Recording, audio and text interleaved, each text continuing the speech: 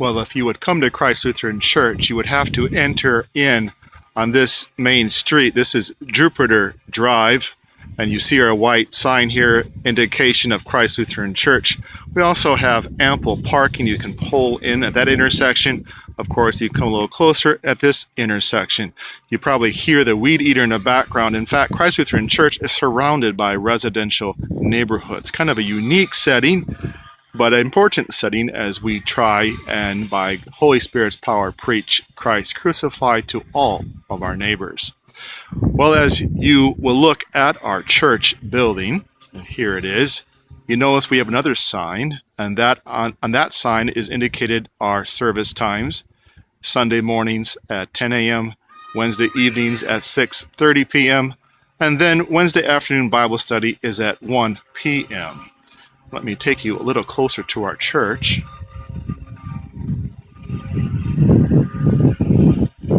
Our church was actually constructed in 1987. However, it is much older than that. In fact, the original congregation, I believe, was founded around 1903 and was part of an orphanage in New Orleans. And out of that orphanage came Christ Lutheran Church. They built a church and school in the 9th Ward on Caffin Avenue. However, in the early 80s, the congregation relocated to Chalmette, which is in St. Bernard Parish, and then 1987, this building was completed. Of course, Hurricane Katrina decimated much of this area, if not all of it, in 2005, and this church was gutted once again down to the studs. And then from 2005 into 2008, we had to meet in another church building. But in 2008, the Lord's blessings of many laborers from all over the country, Christ Lutheran Church was restored to its state as it is now. You also notice we have some beautiful stained glass windows as part of our church. Everything that we have at our church, from the stained glass windows to the altar to the baptismal font, all reflects us back to Him who has saved us, Jesus Christ. Well, let me take you inside of the church. You will, of course, enter these double doors. And before I take you into the sanctuary, let me point out a couple of items of interest.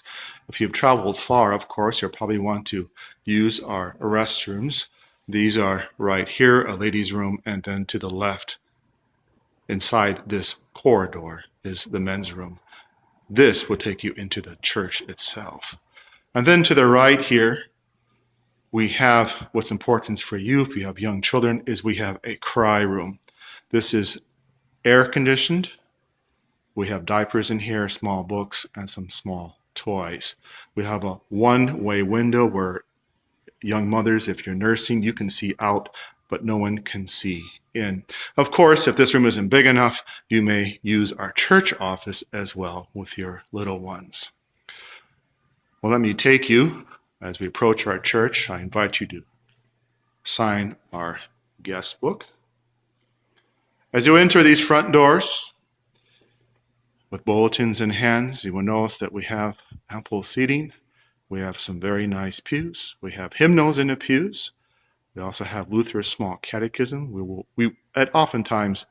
Sometimes we will use. And then down here, you'll notice that our back pews are reserved for young children. You also notice a baptismal font. This reminds us that we have been baptized into the Father, Son, Holy Spirit. You will also notice at the front here we have an altar.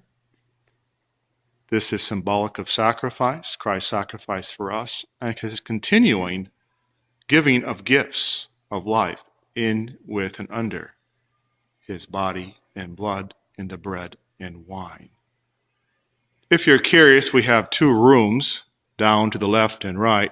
This room is where the pastor and any assistants will robe up. And this is important to mention because if you come to our church, you would notice that I, as a pastor, will wear a long white robe. That is symbolic and historical of Christ's righteousness that hides me under His righteousness, and so that you would see Jesus Christ. I also will wear a scarf-looking thing around my neck. It really is a stole. That stole is symbolic of the burden that Christ carries, that a pastor carries, but ultimately has forgiveness in Jesus Christ.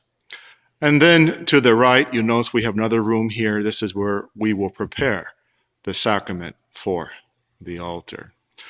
If you're curious, they're right over here. We do have a kitchen. You are invited to join with us when we have fellowship dinners. And sometimes you're invited to make a cup of coffee.